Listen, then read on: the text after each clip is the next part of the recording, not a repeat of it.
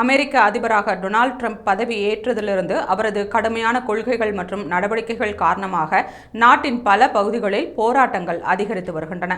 Trump தனது பதவியேற்புக்கு பின்னர் இறக்குமதி மற்றும் ஏற்றுமதி வரிகளில் உயர்வு, வெளிநாட்டு குடியிருப்பாளர்களை நாடு கடத்தும் நடவடிக்கைகள், சில நிறுவனங்களுக்கு வழங்கப்பட்ட நிதிகளை நிறுத்துதல், அரசு ஊழியர்கள் பணி நீக்கம், காசா மற்றும் உக்ரைன் போர்களில் அமெரிக்காவின் நிலைப்பாடு உள்ளிட்ட பல்வேறு திடமான முடிவுகளை மேற்கொண்டு வருகிறார்.